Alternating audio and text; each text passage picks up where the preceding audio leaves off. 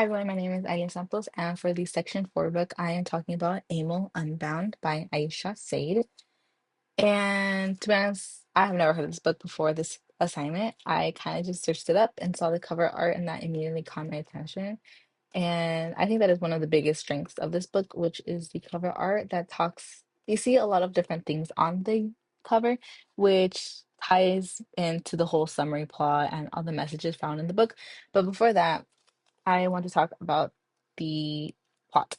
So, the main character of this book is Amal. She is a 12-year-old girl living in Punjabi, Pakistan, and she is the eldest.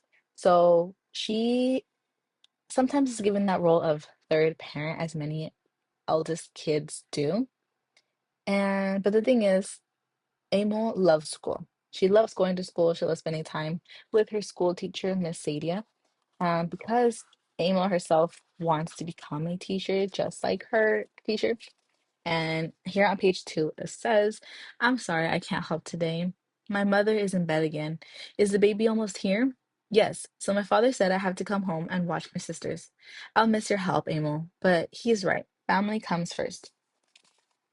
And this quote specifically, I think, kind of shines light on one of the messages that we are going to be seeing throughout the book, which is gender inequality and education. As mentioned before, Amel is the eldest daughter of her family. And so her father tells her, hey, you can't be going to school that much because your mom needs you to be here as her birth date is approaching. Um, and that makes her kind of sad because Amel loves school. She loves going to school, but she sees that her other two sisters are able to go to school while she is unable to. While she is at home, Amel's mom sends her to go run some errands in the small village market to go buy some fruits.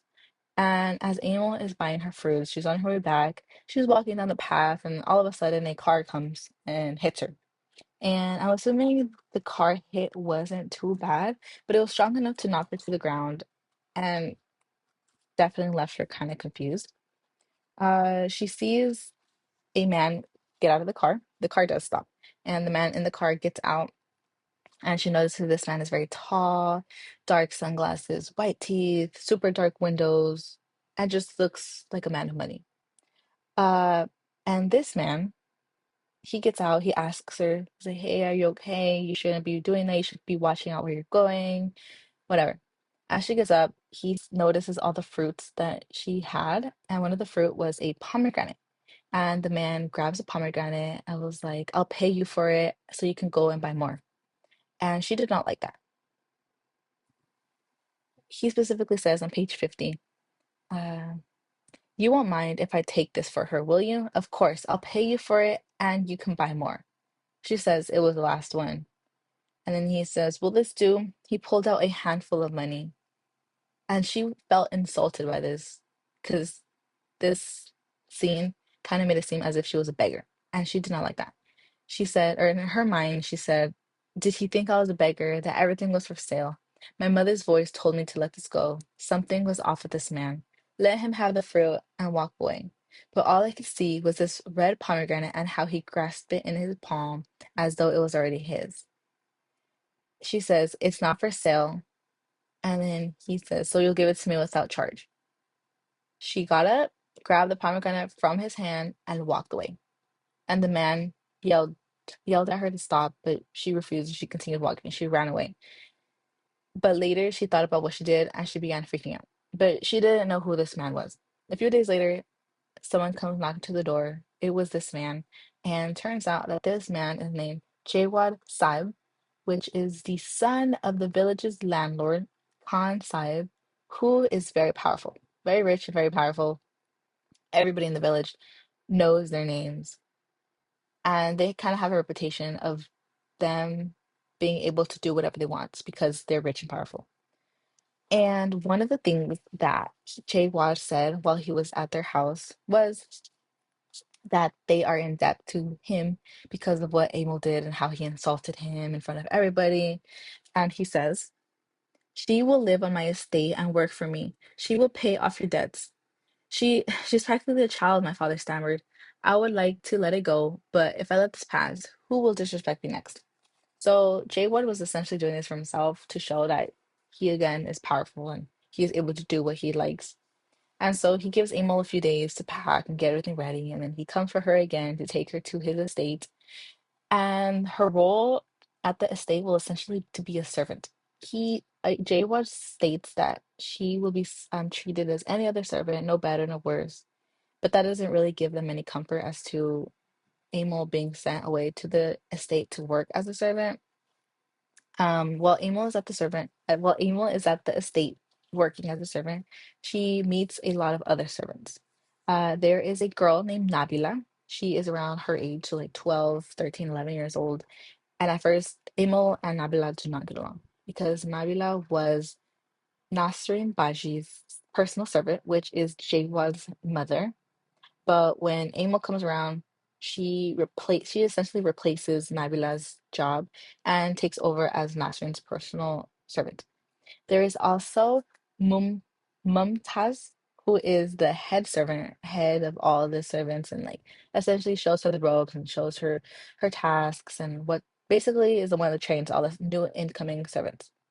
There's also a young girl named Fatima, and she came to the estate very young, and so she was never able to go to school. So she doesn't know how to read or write, but she speaks it well. She just can't read it or write it.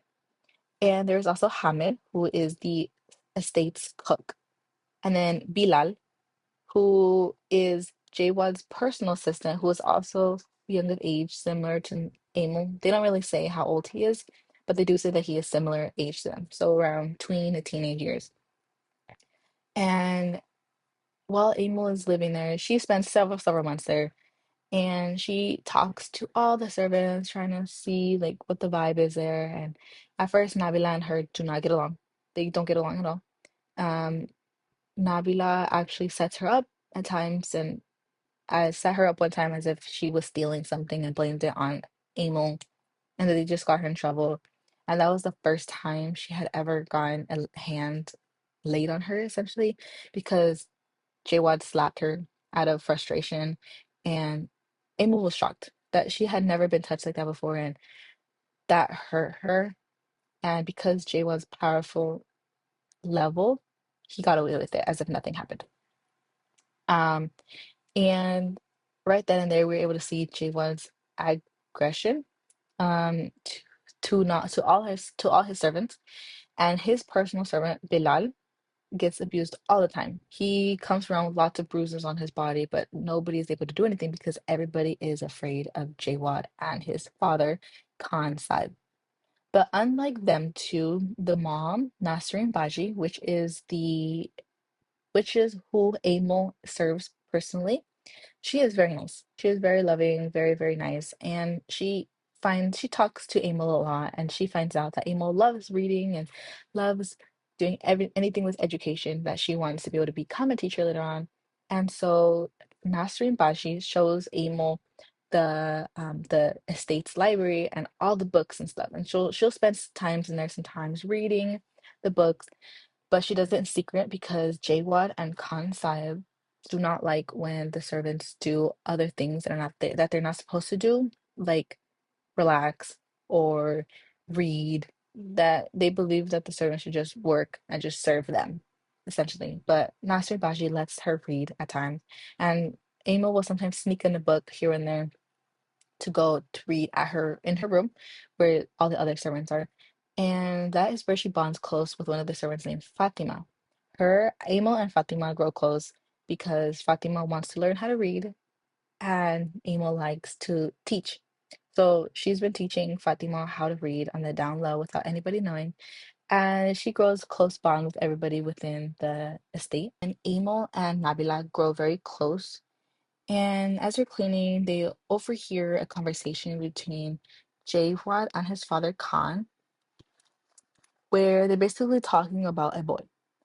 And as Abel and Nabila were overhearing this, Abel like remembered something that she saw when she was teaching Fatima how to read.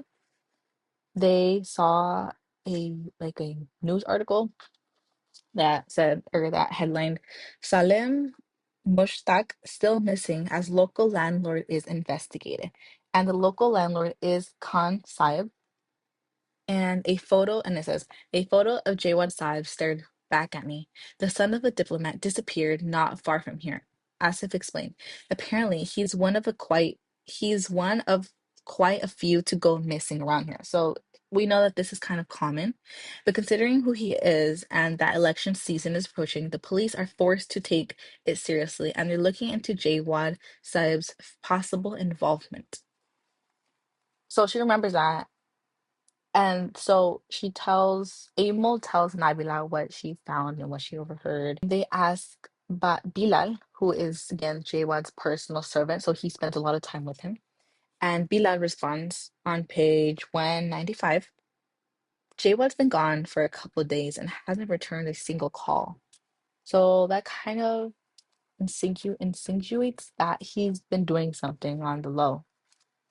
But later on, they kind of put the pieces together, but they don't know what to do, what to say, because they know for a fact that Khan Sahib and Jawad are behind this, but they don't know what to do. On page 206 and 207, but who do we tell this to? Nabila asks. Mumtaz would kill us if she knew who we're even talking about something like this. I know someone, I said, my teacher. His father is a lawyer. He'll know who to get the information to. I said it with such conviction, I almost believed myself. The truth was, I had no idea if a lawyer could help us or if Asif would agree in the first place, but I know I had to try. So Asif is the lawyer. If everyone decided nothing, but I knew I had to try. If everyone decided nothing could change, nothing ever would, which I think is one of the biggest messages or biggest statements in the book, because this covers social justice. You know, as a group, they're all trying to fight to do what is right, even though their status on the hierarchy, I guess we can say, is at the very bottom because they're servants. So they do end up bringing this news to the lawyer. They are able to do something about it, and it becomes one of the biggest headlines of their town. The newspapers Nasrin Baji left lying on the nightstand all echoed the same. So Nasrin Baji is the mom and the wife. In big bold letters, the crumbling of the feudal era. Local landlord overthrown. How one man's ego led to his family's downfall. And as all this was going on, Nasrin was shocked. She didn't believe this. She was in grief. She was crying. And she kind of felt guilty too. But because of this, Nasrin Baji decided to just leave town for a bit. So she ended up going to her family's and she kind of just stayed away. And so because Khan Saib and Jawad are now in jail, and then Nasrin Baji is off with her family, taking some time off, what did the servants have to do? You know, they don't have to work for anybody no more because there's nobody to work for. So they're technically free. Page 226, it says, would Jayab Saib, would Jawed Saib be released one day? Would he come searching for me? I thought not knowing would scare me, but I didn't feel afraid. Today I was free, and even if I didn't know what the future held, I knew I was going home. And right now, in this moment, this was enough. I think the ending of it all is kind of the weakest part of the book. As mentioned before, I mentioned the cover art, which is one of the things that mainly caught my attention, which I think is also one of the biggest strengths. Um, I think as a class or individually in groups, students can create their own cover art that represent different things in their life. So this cover art essentially represents Amel's um, story and her message. So as you can see on the hand, there is a rose and the thorn wrapped around the arms, the wrists. We see henna art. We see sun, clouds, a bird, a book, um, and a whole bunch of little moons and stars. And what I interpreted from this was that the henna covered hands tied together by a thorny bush represents Amel and her journey when she was held captive in the estate, and then when she was set free and able to do what she can because she did her best and she made a part in changing the world's um, bad justice system. I didn't really know much about henna, so I did search that up. And henna is used a lot in like the Pakistan culture. which represents celebration and culture. And prayer, the hands being held together like this, kind of represents prayer for hope and Amel's hopes and visions for a better life. Another activity that I think could be done with this is students being able to create their own character analysis or creating like a plot diagram of the different things that are happening throughout the book. There's different things that can be done with this book. Really good book. Yeah, thank you.